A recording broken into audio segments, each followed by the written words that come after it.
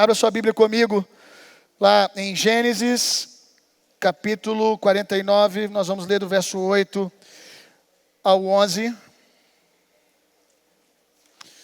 Essa palavra o Senhor me deu já tem alguns meses. E eu quero não só ser pastor dessa casa, mas profeta também, discernindo o tempo, o agora e também para nós aquilo que o Senhor quer fazer nos próximos anos. Afinal de contas, nós estamos encerrando um ciclo e começando outro. Quero pedir que você tenha um santo temor e zelo agora, porque como eu disse, eu não quero só trazer uma palavra que vai pastorear você, que vai te conduzir a lugares de pastos verdejantes, vai ser uma palavra pastoral abençoada para você, mas uma palavra profética. Então eu preciso de muita sensibilidade no ambiente para conseguir ouvir o Senhor e também compartilhar com você, e que você consiga ouvir e receber tudo aquilo que o Senhor quer trabalhar conosco como igreja. Eu sei que temos muitos visitantes aqui, e certamente vocês serão muito abençoados, mas eu preciso muito da atenção da igreja. A gente vai discernir um pouco agora acerca de onde o Senhor quer nos levar nos próximos anos. Então, você que é líder, você que é obreiro dessa casa, fique muito atento. Evite ficar se movimentando, evite ficar conversando. Vamos lá. Gênesis capítulo 49, verso 8 ao 11. Aqui Israel está no leito de morte, está quase partindo, indo descansar com seus pais. E no final da sua vida, ele começa a chamar os seus filhos, como é comum no meio do povo hebreu, para liberar bênçãos sobre eles, para fazer declaração sobre cada um dos seus filhos. E ele vai chamando um a um, e ele vai falando palavras para cada um dos seus filhos, dando a eles destino, discernindo o que o Senhor tem para eles. Mas quando nós vamos lendo o texto e chega Judá, nós percebemos que ele começa a falar algo que é para Judá e para aquele tempo, mas de repente o espírito da profecia começa a se manifestar e fica claro para nós que Israel para de falar apenas sobre Judá e o que seria nos dias de Judá, e começa a falar numa perspectiva messiânica. Começa a falar acerca daquilo que provavelmente Judá nem entendeu, porque deixou de ser para ele, apesar de que aquilo se cumpriu em alguma medida na vida de Judá. Mas existem coisas que começaram a ser profetizadas que não era mais a respeito de Judá, era a respeito do leão da tribo de Judá, era a respeito de Jesus e a respeito da sua igreja. E nós vamos aprendendo alguns valores espirituais poderosíssimos para vivermos o que o Senhor tem para nós nesse tempo como igreja. Como eu disse, Jacó, Israel, ele está nos últimos momentos da sua vida, ou seja, ele está com seus filhos diante dele, com seus netos, terminando uma estação e o bastão sendo passado para uma nova geração. Exatamente no lugar que nós estamos agora, terminando um ciclo e iniciando outro. Nós olhamos para trás e nós conseguimos nos alegrar e dizer: nossa, uau, quanta coisa o Senhor fez. Mas agora nós estamos finalizando uma estação para vivermos coisas novas. Então o que Jacó fala para Judá aqui tem muito para dizer e ensinar para nós. Porque nesse novo ciclo, essa palavra aqui discerne muito sobre o nosso futuro. Judá, os seus irmãos o louvarão. A sua mão estará sobre o pescoço dos seus inimigos. Os filhos do seu pai se curvarão diante de você. Judá é um filhote de leão. Você vem subindo, filho meu, depois de ter comido a presa. Como um leão, ele se agacha, deita-se como uma leoa. Quem tem coragem de acordá-lo? Preste atenção a partir de agora, um pouco mais de atenção. O cetro não se apartará de Judá, nem o bastão de comando dos seus descendentes, até que venha aquele a quem ele pertence, e a ele a obediência dos povos. Ele amarrará o seu jumento a uma videira, o seu jumentinho ao ramo mais seleto. Lavará no vinho as suas roupas, no sangue das uvas as suas vestimentas. Então eu quero pensar aqui algumas falas e nós vamos mergulhar nessas declarações. Primeira, tua mão estará no pescoço dos seus adversários. Preste a sua imaginação para a palavra de Deus. Imaginem agora uma mão no pescoço de alguém subjugando. O nome Judá significa louvor e adoração. Esse é um tempo onde aqueles que crescerem numa vida de louvor e adoração vão subjugar os seus adversários e os seus inimigos. Existe algo que a adoração faz que é muito poderoso. A adoração, ela inverte os polos. Eu tenho certeza que todos vocês já tiveram momentos na sua vida que você se sentiu oprimido. Eu também já me senti assim. Como disse Davi, cercado por bois, por inimigos de todos os lados, e você olha e os bois estão te olhando e você se sente oprimido, e talvez alguém chegou aqui se sentindo dessa maneira. Pastor, eu sinto que eu estou cercado, eu me sinto oprimido, às vezes eu estou sozinho no meu quarto e eu me sinto opresso. Eu me sinto cercado pelos meus inimigos, por uma expectativa à minha volta de que eu não vou dar certo, de que o fracasso ele é certo. E aqui nós aprendemos Judá, louvor. Louvor, você vai inverter os polos, você vai tirar a mão daqueles que estão sobre você e vai colocar as mãos sobre o pescoço dos seus adversários e vai subjugá-lo. Se você quiser romper esse ambiente de trevas que você está vivendo, a Bíblia diz que o Senhor habita no meio dos louvores do seu povo. Aleluia. Mas é verdade também que quem habita no meio da murmuração é o diabo. E muitas vezes o ambiente que nós estamos desfrutando é porque nós deixamos que o diabo calasse a nossa cultura de louvor e adoração. E eu já ensino muito isso aqui. Não existe uma opção de não falar. Os seres humanos falam o tempo todo. Alguns falam mais do que os outros. Mas mesmo em silêncio, com a boca fechada, a nossa mente não para. A gente está falando. Ou você fala certo, ou você vai falar errado. Não tem meio termo. O silêncio ele é rompido muito rápido. Então muito do que nós vivemos às vezes de opressão é fruto daquilo que falamos ou da falta de falarmos certo. Porque se nós manifestarmos o reino de Deus através de louvor e adoração, a opressão, os nossos adversários não podem prevalecer. Eu me lembro, eu não quero que você assista essa série, foi muito tempo que eu assisti, não recomendo, mas há muitos anos atrás, eu era jovem, eu assisti uma série que se chama Supernatural. Alguns aqui já assistiram. E tem um episódio que uma demônia, se assim puder dizer, um demônio fêmea, com o nome Lilith, estava atormentando a terra. E aqueles dois irmãos que são caçadores de demônios na série, enquanto eu estou contando, não vá ficando empolgado ao ponto de querer assistir, ok? Porque crente não pode ver negócio de anjo e demônio. Eu quero assistir. Não é bíblico. Mas um momento lá foi muito útil.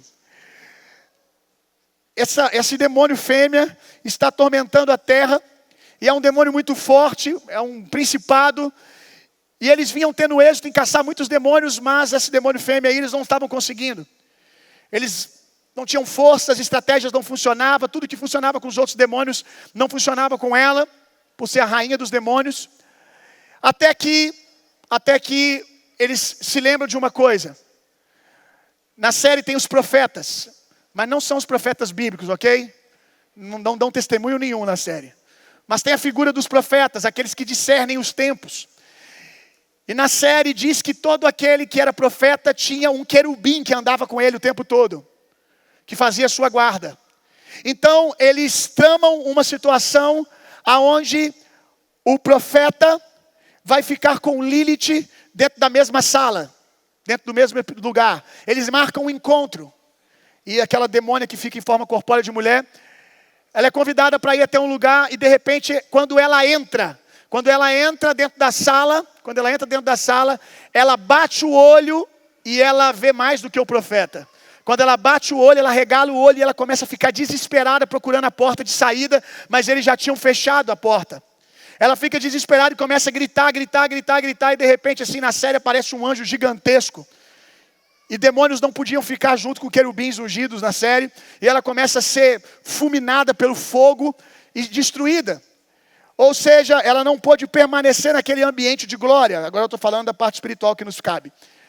E eu quero dizer que essa imagem é a mesma imagem de quando nós começamos a invocar o nome do Senhor através da adoração. Quando nós invocamos a glória de Deus, os demônios têm duas opções. Ou eles acham a porta de saída, ou eles são queimados e fulminados pela glória. Por isso, toda vez que estamos sofrendo ataque, a primeira investida do diabo é tentar calar o nosso louvor. Porque o louvor, ele manifesta o reino de Deus na terra. O louvor estabelece o trono do Senhor no nosso meio. E essa palavra é porque nesse tempo, a grande arma, não vou dizer que é a única, mas uma das grandes armas, eu vou te provar isso, da igreja do último século. Eu creio que nós somos a igreja que antecede a volta de Jesus. Você sendo pós ou pré-tribulacionista, tudo bem, a gente fica unido agora e se divide depois. Ok? Eu sou pós-tribulacionista, eu sou pré. Irmão, até essa hora vamos ficar unidos, amém? Vamos ficar unidos. Ontem foi muito bom, porque nós tínhamos um ministério de louvor pós e um pregador pré. No mesmo lugar. E aí eu mandei para alguns amigos meus, a paz reinou aqui. Uau! Os caras falaram assim, poxa, Bill, você conseguiu, cara, você colocou todos juntos no mesmo lugar. Colocamos. Aí eu mandei para eles. Até a hora da verdade, ficamos todos unidos. Depois a gente vê. Por enquanto, quem é pré sobe, quem é pós fica. Brincadeira. Então, quem quer ficar fica, quem quer subir sobe. Não é assim, né? Mas voltando aqui, e o que eu estava falando mesmo? Esse é o problema das brincadeiras. Sim. Nós somos a geração que antecede a volta do Senhor, e isso, pré e pós concordam plenamente. Os sinais estão aí, estão batendo a porta. E eu quero te lembrar que os maiores sinais, pelo menos para a igreja, a respeito da volta de Jesus, não é terremoto, não é rumores de guerra, isso são sinais. Mas isso são trombetas para o mundo. O som que a igreja precisa ouvir é os passos do Senhor se achegando, o noivo chegando perto da igreja. Os sinais é a manifestação da presença aumentando. A Bíblia diz que a volta do Senhor será como nos dias de Noé. E nos dias de Noé a igreja estava numa arca. E à medida que o caos aumentava, a igreja ia subindo. Então eu quero te dizer que à medida que o caos vai aumentando, a glória vai envolvendo a igreja e ela vai subindo. Como nos dias de Noé. Só que a gente pensa nos dias de Noé, a gente só olha para as coisas ruins. Mas existem várias profecias que falam acerca do tempo da volta. Diz a palavra, e toda a terra será cheia do conhecimento da glória de Deus, como as águas cobrem o mar. Aleluia. O monte santo do Senhor será elevado acima de todos os outros montes. Ou seja, a igreja será colocada num lugar de influência. E todo mundo vai querer ouvir a respeito dos princípios, dos valores, das leis do Senhor. São cenários dos últimos dias que falam também de coisas maravilhosas que vão acontecer. Creio que os últimos dias a igreja será tão ou mais gloriosa como a igreja do primeiro século. Creio muito nisso. Então, uma das armas mais poderosas da igreja do último século, a igreja que antecede a volta do Senhor, é a adoração, porque ela vai percebendo a chegada do noivo, então ela começa a intensificar o seu louvor. No casamento judaico, o ápice, não quero aqui entristecer as meninas, mas no casamento judaico o ápice não é a entrada da noiva. O ápice é a entrada do noivo, a noiva já está esperando. Então, à medida que o noivo vai chegando, a música vai aumentando, aleluia. E não é um som de luto, não é um som de tristeza, é um som de alegria, crescendo e tomando a igreja. Então, uma das armas mais fortes da igreja do último século é a adoração. Por isso nós estamos vendo esse movimento de Deus acontecendo em todo o mundo. Eu me lembro que há 10 anos atrás um crente passar mais do que 30 minutos no louvor, ele já ficava com comichão. Hoje nós temos uma igreja que por vezes passa 1h30 adorando. Temos movimentos de louvor e adoração no mundo que dura 4, 5, 6 horas de adoração. E aí talvez você diga, que coisa chata. Olha, você precisa rever isso, porque na eternidade você vai fazer bastante isso. Não apenas isso, mas você vai fazer muito isso. Você precisa rever então o que é um culto. Um culto não é sobre você, um culto é sobre Ele receber glória e louvor. Um culto não é sobre você receber coisas, embora nós recebemos, porque é impossível olhar para Ele e não ser transformado. Ele é presenteador daqueles que o buscam. Mas como tenho ensinado aqui, um culto, preste atenção, um culto só acontece quando a criatura sacrifica para o Criador. Quando há louvores e ações de graças ao Senhor. E eu quero te lembrar que a criatura aqui não é Deus, é você. E o sacrifício é você também. Então nós sabemos quem é o Senhor, nós sabemos quem é o povo. Então não é o Senhor que oferece ao povo, é o povo que oferece algo ao Senhor primariamente. Então culto não é quando eu sou curado, quando eu ouço uma palavra. Eu sei que faz parte da nossa prática de culto ensinar, isso é muito bom e tem que continuar assim. Só que o culto, você pode vir e receber uma palavra, eu quero te escandalizar um pouco. Você pode vir para um culto e receber uma palavra, e mais, você pode vir a um culto e ser curado, inclusive. Você pode vir a um culto e receber uma experiência corpórea com o Espírito Santo. Você veio a um culto e não prestou um culto se você não louvou o Senhor. Porque um culto não é quando você recebe algo, um culto é quando o Senhor recebe. E aí eu posso vir a um culto, não receber nada, nenhum milagre, nenhuma experiência corpórea, nenhuma grande profecia, e ainda assim voltar para casa com a certeza que o Senhor foi louvado. Por quê? Porque eu ergui mãos santas, eu cantei, eu entreguei ações de graças, eu adorei. Então é indispensável num culto o tempo de louvor e adoração, porque isso é o fundamental num culto ao Senhor. E aí eu não entendo porque que alguns crentes ficam indignados que o tempo de louvor está demorando um pouco mais. Eu suspeito qual é o motivo, porque isso é estranho para você, porque você não faz isso em casa. Ah, que silêncio é esse? Eu não entendi por que silêncio. Por que você não começou a cantar? As pessoas não estão aqui cantando para você, elas estão cantando para o Senhor. E claro, como ministério de louvor, provocando, te levando a um lugar. Mas elas não estão aqui para prestar um culto para você. A palavra do Senhor é: nos últimos dias a minha casa será chamada casa de oração. Aí a gente fica 10 minutos só a igreja orando, e alguns ficam incomodados com isso. Ai, canta, ai, faz alguma coisa. Ai, pai, não, por que isso? A gente está aqui há 10 minutos orando. A palavra profética sobre a igreja: nos últimos dias a minha casa será chamada casa de oração. Aleluia, que coisa linda que a igreja fica orando 10, 15 minutos. Os nossos pais oraram por isso. Mas como eu digo, mesma coisa que acontece com aqueles que ficam com comichão na hora do louvor, aqueles que ficam com coração, você não tem cultura de intimidade. E aí você fica perdido quando nós entramos num lugar que ninguém pode fazer por você. O que eu faço agora? Você fica assim, igual aquele meme do John Travolta. E como eu disse, por essas horas você tem que ser ofendido para se fazer uma pergunta: por que eu estou assim? Que lugar é esse que o meu irmão está e que eu não estou? Que é acesso para você também. Então, nos últimos dias, a igreja ela vai ser uma igreja com uma voz e um estilo de vida de adoração muito forte. E aí eu quero falar aqui para você que é líder, não só de ministério local, mas você que é empreendedor. A chave para você subjugar os seus adversários não é a sua capacidade, a sua habilidade administrativa, a sua retórica, os seus cursos. A chave para você ter vitória nesse tempo contra os seus adversários, nós não estamos falando de pessoas, mas principados e potestades. O diferencial daqueles que, vou falar agora como exemplo, empreendedores, o diferencial dos empresários do reino de Deus é que eles não são bons pelas suas ferramentas e habilidades, eles subjugam seus adversários, avançam e prosperam porque são homens de adoração, porque são homens de louvor. E olha, adoração e ego, louvor e ego não coexistem no mesmo lugar. Quanto mais você cresce em louvor, em adoração, o seu eu está morrendo. Quanto mais você cresce numa cultura de louvor e adoração, mais o seu eu vai sendo subjugado, mais o seu eu vai sendo amassado. Então nós precisamos de empresários. Os empresários do reino, eles são esses homens, que são homens de louvor e adoração, que são homens que invocam o nome do Senhor aonde eles estão. Adoração, ela não é apenas cantar. Adoração é um estilo de vida. Louvor é quando nós cantamos, levantamos as nossas mãos. Louvor são expressões de adoração. Mas adoração é, sobretudo, obediência. A primeira vez que a palavra adoração é citada na Bíblia é quando Abraão vai ofertar o seu próprio filho, obedecendo ao Senhor.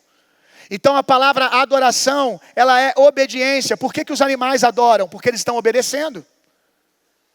Como que a vaca adora?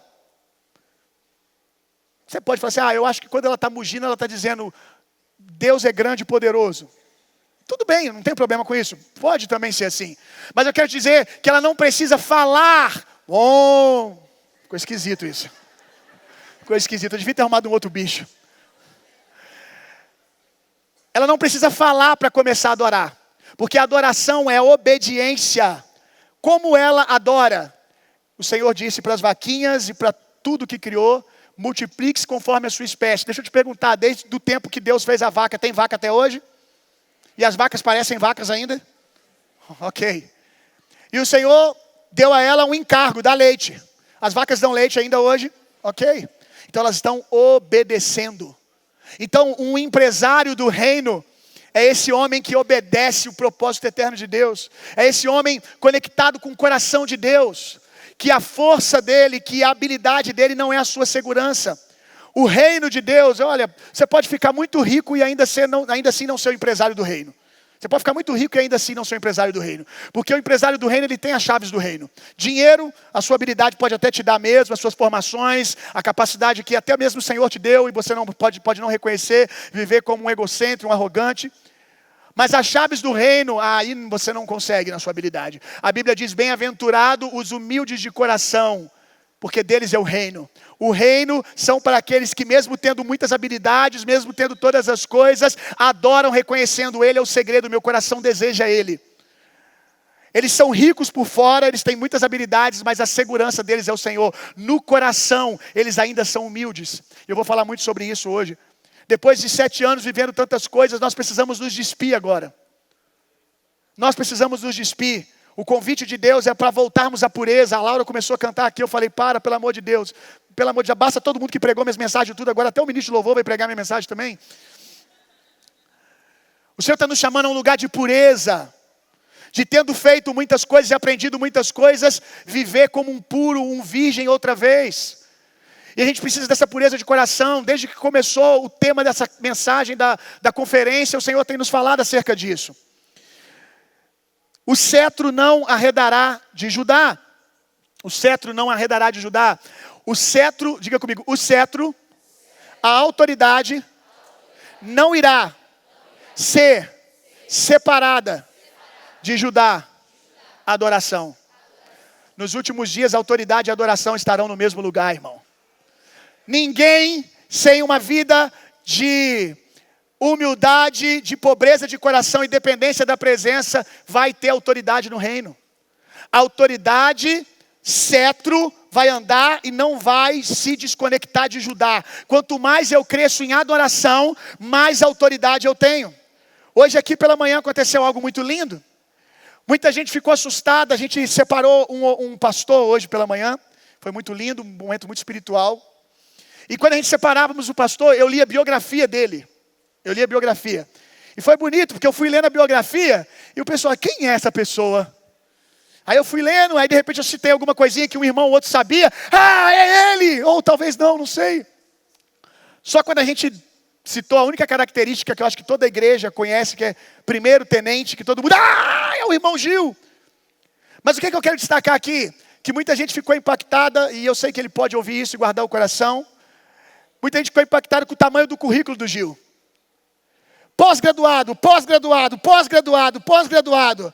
Aí depois eu li que ele tinha 53 anos, eu falei, não, mentira, alguma coisa aqui está errada. Uma pessoa não pode ser tão pós-graduada assim e ter 53 anos. E quantas vidas que ele viveu? E detalhe, eu ainda não li a parte dele no exército. Porque tinha a parte dele de formação no exército. Curso de não sei o que lá. Eu falei, caramba. E aí muita gente ficou impactada porque nós não conhecíamos. Eu conhecia, mas muita gente não conhecia o currículo do Gil. Porque nós olhamos para ele e vemos o quê? Um homem de coração humilde e dependente do Senhor. Quando a gente foi falando, o pessoal, uau! E aí você entende por que o Senhor colocou ele onde colocou. Porque mesmo ele sendo todas essas coisas, você nunca nem soube. Porque não era útil que você soubesse. E o Senhor está nos chamando para esse lugar. Que tendo todo esse currículo, sejamos conhecidos por homens com coração quebrantado que temem ao Senhor. Aleluia. Porque adoração e cetro vão andar junto, adoração e autoridade. Gaste menos fazendo cursos de retórica e cresça numa cultura de adoração que você vai ver que você vai ter mais autoridade. As pessoas estão buscando homens que andam com Deus, irmão. A gente está cansado de gente de plástico. É o tempo da performance. Até na internet hoje, as pessoas estão cansadas de curso, de treinamento disso e daquilo, e depois você sabe que a pessoa não é nada daquilo. A gente está cansado disso, de coisas falsas. Então, se você quer gastar o seu tempo hoje sendo treinado em alguma coisa, comece a se deixar ser treinado como se tornar um amigo de Deus e andar com Ele. Que você vai ver o que Ele vai fazer. Esse texto, o cetro de justiça, não se deslocará de Judá. Faz menção também a Davi. Porque, diga comigo, Davi é da tribo de Judá. Olha só como o texto não estava falando só de Judá. Agora a gente já saltou para Davi. O texto está falando de Davi. Agora vamos ler uma palavra profética que salta de Davi para nós. Amós capítulo 9, verso 11.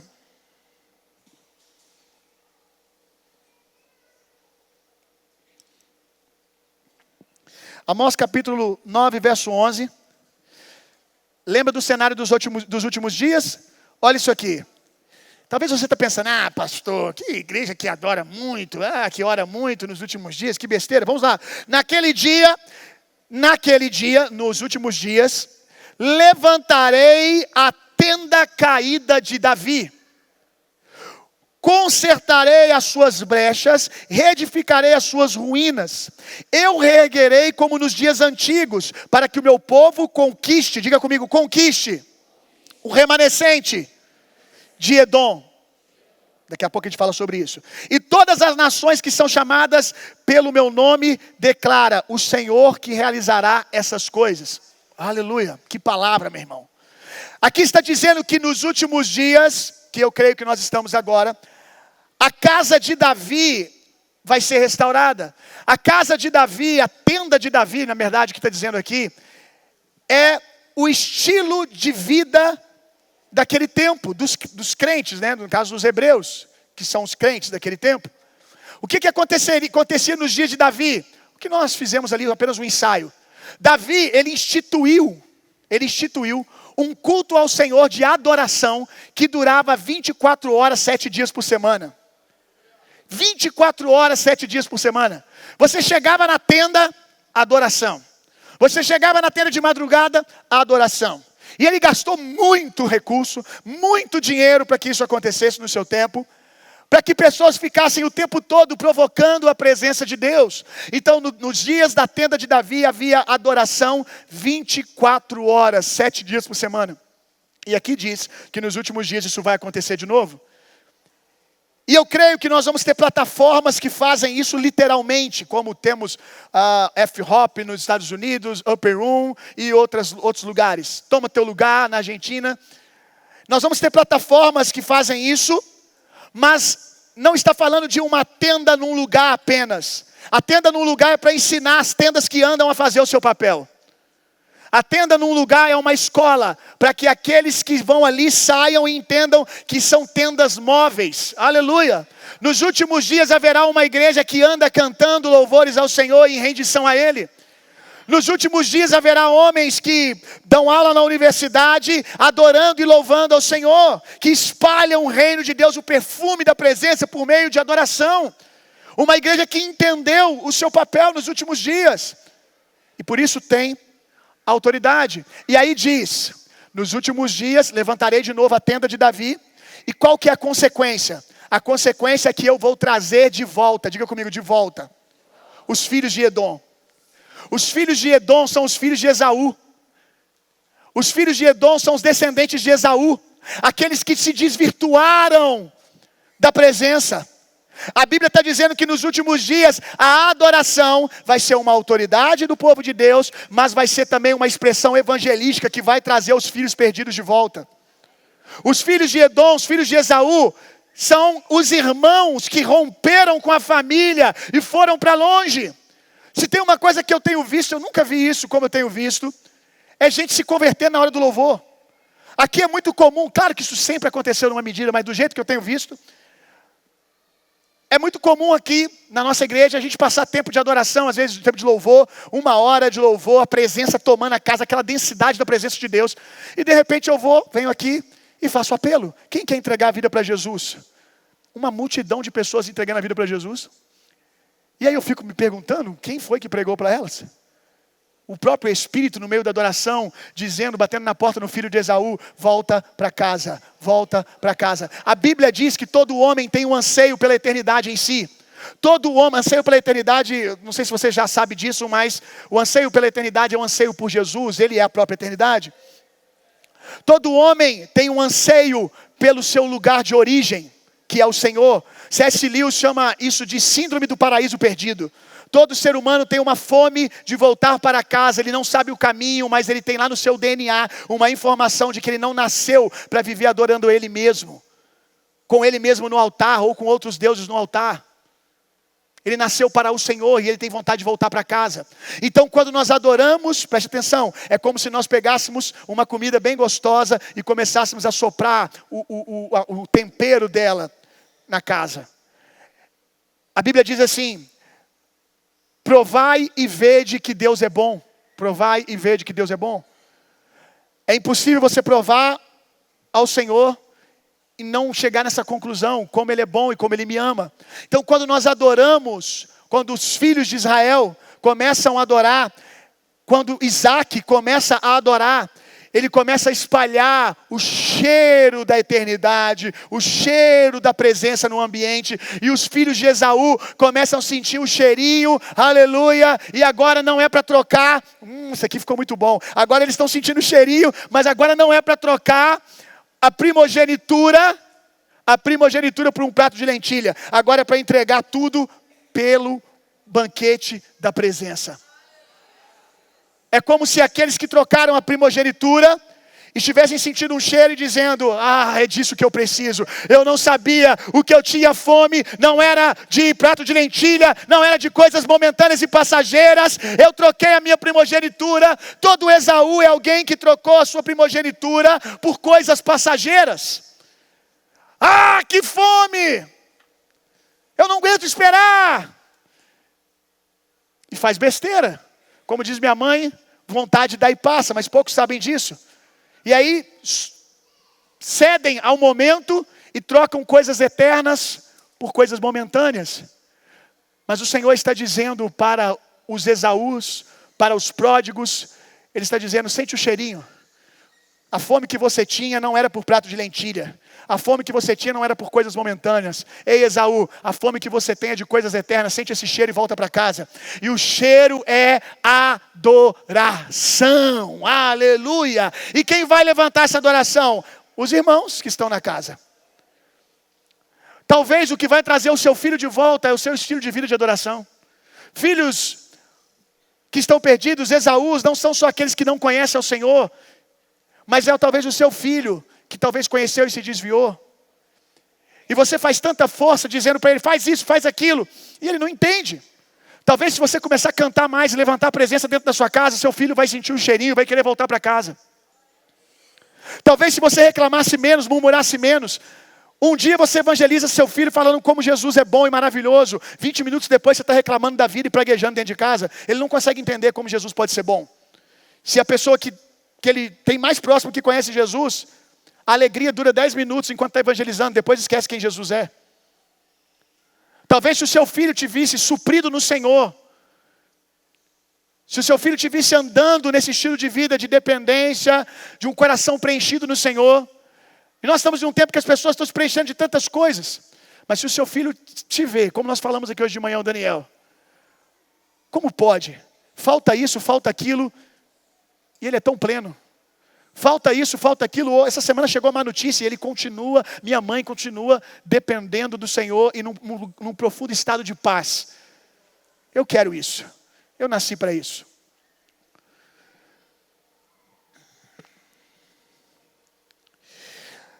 Volta lá para o nosso texto de início, Gênesis, capítulo 49. Diz assim: ele amarrará a jumenta na vinha mais excelente. Ele amarrará a jumenta na vinha mais excelente. Jumenta e vinha não podem ficar no mesmo lugar. Porque jumenta ou jumento é um animal muito bruto. E vinha é um animal, e vinha é uma árvore muito sensível. Se você quiser destruir uma vinha, joga um burro lá dentro. Joga um jumento lá dentro. Que ele com a sua brutalidade vai destruir a vinha. Só que o texto diz aqui que nos últimos dias nós vamos ver a jumenta andando no meio da vinha. A jumenta, não fique ofendido, mas a jumenta aqui é eu e é você. A jumenta somos nós. E a vinha é a presença. A vinha é a glória. E se tem uma coisa que nós, sem submissão à presença, fazemos muito fácil, é quebrar o mover de Deus. Se você colocar a jumenta, naturalmente, dentro de uma vinha, ela vai destruir tudo. E nesse tempo nós precisamos de submissão através de uma vida de adoração, para não quebrarmos o mover de Deus. Sabe por que você começa as coisas muito bem e depois você destrói tudo? Porque você começa na força do seu braço. Você tem o seu braço e a sua força como segurança. E o problema da jumenta é ela tem tração para começar, mas ela não tem sensibilidade para manter as coisas. Por isso que você começa as coisas, começa a dar muito certo, depois você destrói tudo. Porque como uma jumenta estabanada, você não tem sensibilidade, porque sensibilidade só vem de uma vida de dependência do Espírito, de adoração. Agora diz que nos últimos dias nós vamos ter gente forte e capaz, totalmente submissa ao mover do Espírito. Por quê? Por causa de adoração. Aleluia. 1 Timóteo capítulo 6, verso 9 e 10. Eu sei que a palavra é um pouco densa, mas eu preciso falar. Vamos lá. 1 Timóteo capítulo 6, verso 9 e 10.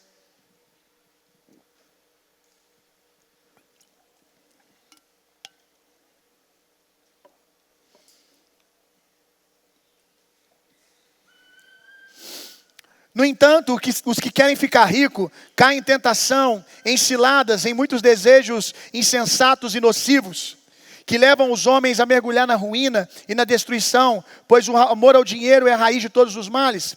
Preste atenção nisso aqui. Algumas pessoas, por cobiçar o dinheiro, se desviaram da fé e se afligiram com tormentos.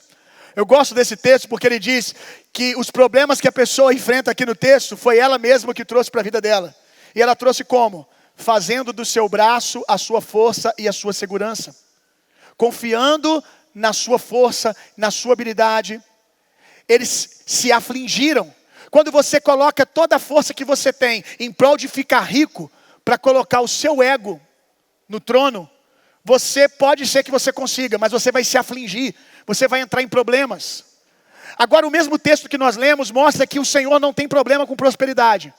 Por quê? Porque diz que além de você amarrar a jumenta lá no meio da vinha, diz que vai lavar as vestes do vinho. Lavar as vestes do vinho é sinal de prosperidade. Tem tanta prosperidade, tem tanto recurso, que você pega a roupa e lava no vinho.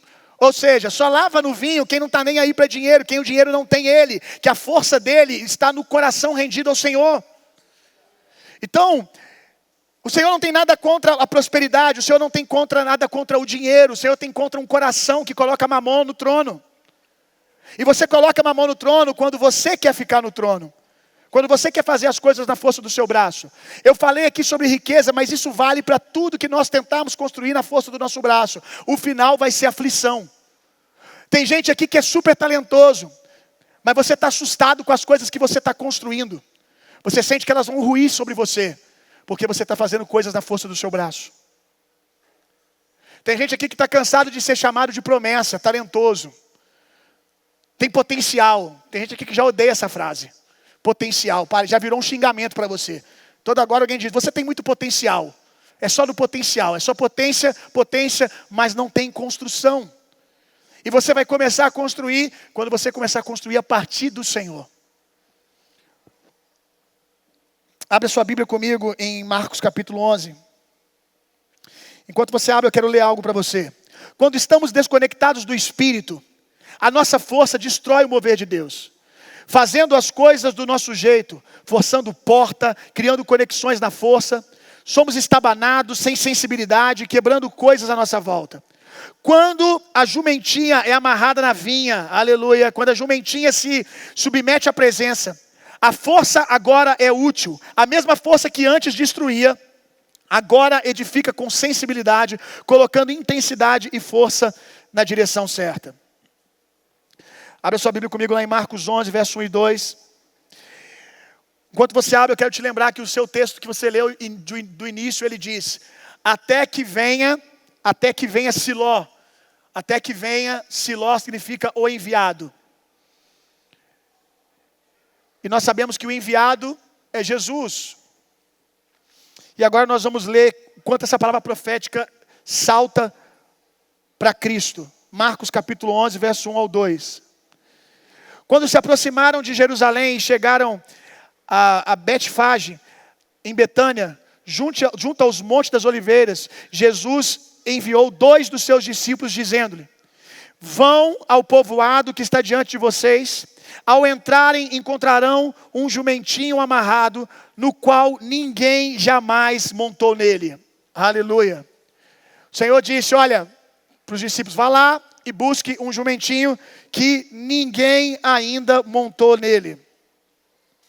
E aqui nós vemos que quando Jesus ele entra em Jerusalém, ele entra no cumprimento dessa palavra profética. O enviado entra como jumentinha, e a jumentinha é o próprio jumento, amarrado à vinha, jumenta e presença junto no mesmo lugar. Jesus vai entrando em Jerusalém, fazendo o cumprimento daquela palavra profética que a gente viu lá atrás. E uma coisa interessante é que o Senhor diz, olha, traga aquela jumenta que ninguém sentou nela até hoje, uma jumenta que jamais foi montada. Ou seja, eu não quero uma jumenta que sabe fazer, eu quero uma jumenta que se submeta. Eu quero uma jumenta que vive adoração, que vive rendição, que talvez sabendo fazer, escolhe não saber. Davi nos ensina muito isso, porque Davi, depois de vencer muitas batalhas, ainda assim consultava o Senhor. Ou seja, mesmo tendo força, mesmo tendo criado habilidade e robustez, ele ainda assim, quando vai fazer, ele fala, eu quero buscar o conselho do Senhor. Isso é adoração. Sem ti eu nada posso fazer. E aí o Senhor está trazendo para nós que Ele quer montar numa jumenta pura, numa jumenta que ninguém montou nela ainda. E o Senhor está procurando, para se manifestar nesses dias, jumentas que têm essa pureza. Jumentas que têm essa dependência. Seria mais seguro talvez para ele buscar uma jumenta que sabe fazer. Mas ele queria uma jumenta que não sabe fazer. E quando nós vamos para Maria, no dia que Maria recebe a visitação do Espírito Santo, e a palavra para nós, no começo da nossa igreja, lembro de ter pregado isso muitas vezes. Maria, quando é visitada pelo anjo, e o anjo diz, você dará a luz ao Filho de Deus, e ela diz, como isso vai acontecer?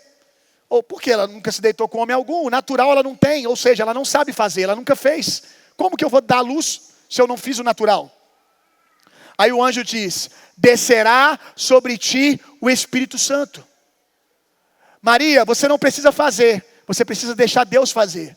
Maria, você está sendo escolhida não é porque você sabe, é justamente porque você não sabe. E eu quero lembrar, nós fomos escolhidos porque éramos puros e não sabíamos fazer. Agora eu quero te dizer, a igreja, depois de tendo feito tudo, o Senhor está nos chamando a voltar a ser uma jumenta de novo. Porque talvez, depois de vivenciarmos tantas coisas, a gente acha que sabe fazer muita coisa, e o Senhor está nos chamando, volta a ser aquela jumentinha do começo.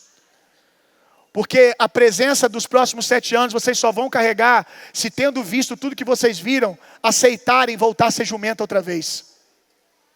Pegar toda essa força, toda essa habilidade e submeter ao Espírito. Leia comigo o último texto, Mateus capítulo 21. E eu sei que quando você vê a história da jumentinha, você lembra daquela parábola, né, que diz que a jumentinha, depois de entrar em Jerusalém, com todo mundo gritando, Hosana, e reverenciando, a jumentinha voltou para casa dizendo, mãe, não entendi nada. Eu estava num rolê hoje, me pegaram, montaram em cima de mim. E quando eu entrei em Jerusalém, todo mundo ficou dizendo, uau, você é especial, Hosana, e todo mundo me reverenciando. E aí a mãe dela olhou para ela e falou assim, tem alguma coisa errada. Quem estava em cima de você? Qual era o nome da pessoa que estava em cima de você? E nós precisamos lembrar que se temos recebido, entre aspas, algum louvor, se temos recebido algum elogio, se temos feito alguma coisa, ei, jumenta a igreja, não é por causa de nós, não se engane, é porque Jesus sentou em nós um dia. Se a gente tem acertado alguma coisa, não é pelas nossas habilidades, é por causa daquele que sentou sobre nós. E a gente tem que saber disso. Quando nós somos louvados, nós temos que olhar para cima e dizer, é Ele. É porque passa por nós. É porque os elogios passam por nós. O agradecimento passa por nós. Mas nós precisamos guardar isso, passa e tem que ser entregue a Ele. Como eu já sempre ensinei vocês, lugar de coroa é na cabeça, não é no braço. E você não é cabeça, a cabeça é Cristo. Você é o braço que entrega louvor a Ele. Chegou até você, você entrega para Ele. Esse é o nosso lugar. Vamos ler aqui. Mateus capítulo 21, verso 2. Vão ao povoado que está diante de vocês. Logo encontrarão um jumentinho amarrado, uma jumenta, com um jumentinho amarrado ao lado. Diga comigo, desamarrem-o e tragam para mim. Eu quero ministrar duas coisas aqui nesse final. Eu quero ministrar para a igreja sobre pureza e sobre alguns jumentinhos que estão amarrados. O Senhor quer liberar você para viver o que você precisa viver nesse tempo. O Senhor está batendo na porta do seu coração e dizendo, é você que eu quero usar. E talvez você, como Maria, diz, como Deus pode me usar? Eu não tenho nada para oferecer. Mas é justamente por isso que o Senhor está te chamando. É justamente por isso que o Senhor está dizendo, eu quero usar você. Mas você precisa se deixar ser desamarrado. Você precisa deixar o Senhor te soltar para você viver na próxima estação, nos próximos 7 anos conosco, tudo aquilo que Deus tem para você. Nós temos muitos jumentos que estão aqui, acho muito engraçado falar desse jeito. Parece que por mais que eu esteja tentando pregar para vocês, eu estou xingando vocês o tempo todo. Mas eu estou me colocando no meio também, ok? Não se ofenda. Deixe assim, né? Se há jumento entre nós, eu sou o maior. Pronto. Aí está tudo certo. Há muitos jumentinhos no nosso meio aqui, cheio de potencial, cheio de habilidade, que nos últimos anos ficaram assistindo. E o Senhor quer liberar você. O Senhor quer liberar você para que você viva tudo aquilo que o Senhor tem para nós. Existem coisas que o Senhor vai manifestar, não através de mim ou daqueles que correram a corrida dos últimos 7 anos, mas vai ser através de você dizendo amém, Senhor, eis-me aqui. Se existe um segredo daqueles homens que vivem coisas com Deus, não é a sua habilidade, é a capacidade deles reconhecerem que o Senhor pode fazer. Se alguém fez alguma coisa que você foi abençoado aqui nos últimos 7 anos, você pode ter certeza, não passam de jumentos que Jesus montaram neles. Não passam disso. Se vivemos alguma coisa é porque o Senhor fez através de nós. E se Ele fez através de nós, Ele pode usar você também. A pergunta é, você é alguém que Jesus pode subir sobre você e receber glória e louvor? O papel do jumento aqui é obedecer e deixar o Senhor conduzir. O Senhor não quer que você tenha habilidade e saiba a rota. Ele quer sentar sobre você e no caminho Ele te dizendo a rota. Vira à esquerda, vira à direita, vamos lá. É isso que o Senhor quer de você. Se você quiser andar com Jesus com um plano, eu acho melhor você andar com outra pessoa. Porque se você sabe o plano sempre, você não precisa de obediência.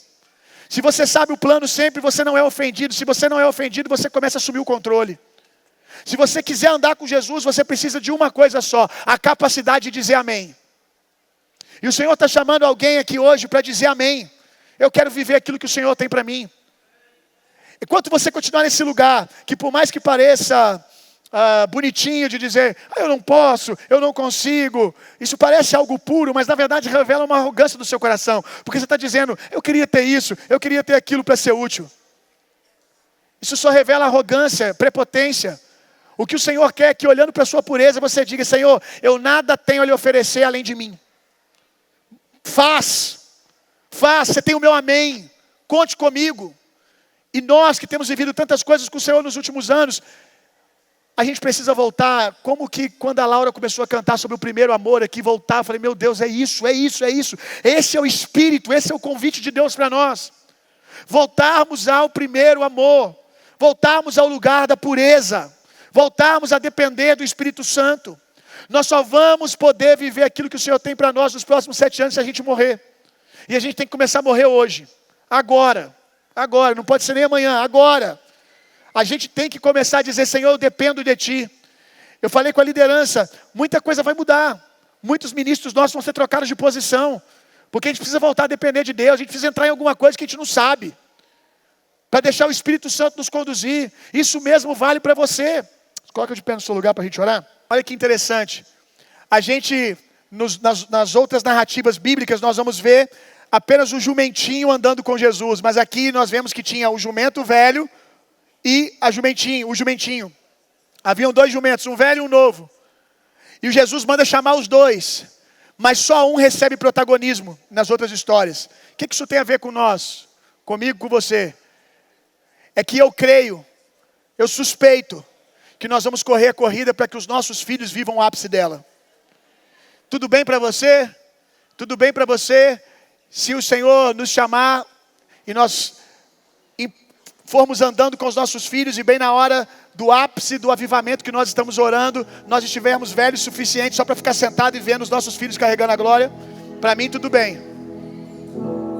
Então, Jesus ele chama família, os 2 jumentinhos, mas são os filhos que vivem o ápice. Se a gente quiser cooperar com Deus nesses dias, nós precisamos construir tudo em família. Nada faz sentido se você não estiver treinando os seus filhos para carregar a glória de Deus. Talvez você não tenha nada para oferecer quando Jesus falar: tá, agora me entrega o seu filho para que eu me monte em cima dele, me entregue a próxima geração. E talvez você vai olhar para Jesus e vai dizer: nem eu sei onde meu filho está, Senhor. E você foi um ótimo cantador de culto, de adoração de culto. Nós não vamos fazer os filhos de Edom voltar para casa. Nós não vamos entregar os nossos filhos ao Senhor com a adoração de domingo. Não vamos. No domingo você pode impressionar muita gente aqui, mas os seus filhos não. Seus filhos sabem se a adoração do domingo é o ápice da sua semana ou é uma performance que você só tem para oferecer domingo. Os pastores, até eu posso olhar e falar assim: nossa, como é crente, e ser enganado. Mas seus filhos não, eles convivem com você. Seus filhos sabem se o que sai da sua boca durante a semana é dependência, adoração ao Senhor ou murmuração. Você pode ter o suficiente para andar com Jesus até o final da sua vida, talvez andando com a vida mediana ou até medíocre que você está vivendo com Deus. Talvez seja o suficiente para você ir morar no céu, mas talvez o que você tem hoje não é suficiente para ensinar o seu filho a carregar Jesus. Talvez o que você tem hoje, o estilo de vida de adoração de domingo, não é o suficiente para o seu filho se tornar um filho da promessa e deixar de ser um filho de Edom, um filho de Esaú. Quando nós estamos adorando, os nossos jumentinhos estão do nosso lado. Eu quero muito que o meu filho saiba que ele é um jumentinho. Meu filho está vendo a gente fazer muita coisa, o seu também. É mais fácil para mim saber que eu sou um jumento, porque eu lembro da onde o Senhor me tirou. Mas o meu filho já está nascendo no mover. Ele já está nascendo vendo grandes coisas. Se ele não me vê adorando ao Senhor, ele pode pensar que o pai dele é bom, que o pai dele é habilidoso, e que ele pode aprender comigo olhando e performando e repetindo o que eu faço. O meu filho precisa ver que o meu segredo é a vida de rendição ao Senhor. E ele não vê isso na pregação de domingo, ele vê isso quando eu estou de joelhos em casa chorando na presença. Ser útil para os homens, você pode ensinar para o seu filho ser rico, você pode ensinar para o seu filho ser habilidoso, mas ensinar o seu filho a carregar a presença é só se ele te ver fazendo isso. Eu não quero entregar um império para o meu filho. Olha o império, uma igreja gigante, daqui a 20 anos, tem 5.000 pessoas. Eu não quero entregar isso para o meu filho. Posses, terras, coisas. Eu quero entregar para o meu filho uma cultura de carregar a glória de Deus. E nós só podemos fazer isso, meus irmãos, se voltarmos ao lugar, de tempo em tempo, voltarmos ao lugar da pureza, de tempo em tempo. A adoração, ela faz isso. A adoração nos coloca no lugar, irmão. A gente está ensoberbecendo um pouquinho, a adoração vai e coloca a gente no lugar de novo. Eu quero chamar dois grupos aqui. Primeiro, eu quero chamar você que hoje quer voltar para casa. Que quando eu falei do filho que trocou a primogenitura e foi embora, daquele que se distanciou da presença, dos filhos de Edom que vêm de volta. Quando a gente estava adorando aqui, o seu coração estava assim: eu nasci para isso, eu tenho que voltar, eu tenho que voltar. Aonde está você? Levante a sua mão aonde você estiver. Eu quero voltar para a presença. Aonde você estiver, faz assim com a sua mão. Amém, minha irmã. Amém, amém, amém. Aleluia. Cheira bababadara bababaçu. Se o seu coração está queimando, se o seu coração está queimando com o desejo de estar de novo em comunhão com Jesus, como um dia você teve, abre o caminho aqui para essas pessoas, deixa aqui no meio aberto. Sai do seu lugar, vem cá, corre, corre, corre, corre, corre, corre, corre, corre. Vamos, vamos, vamos, vamos. Volta, volta, volta, volta, volta. Vem, vem, vem, vem, vem. Você que levantou sua mão, corre, fica aqui. Vamos, vamos. Cheira babadara bababaçu. Vamos, vamos, vamos, vamos, vamos. Hey! Hey!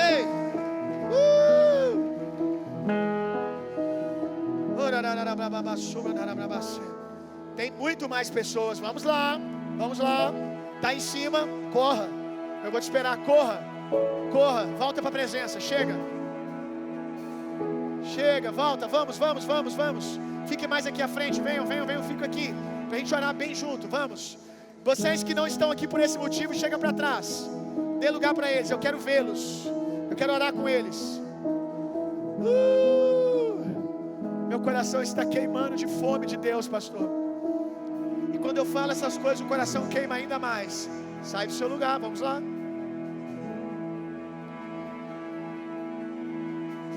A mensagem de hoje está longe de ser a minha melhor mensagem, irmão. Mas eu sei que eu falei aquilo que eu precisava falar. Aleluia.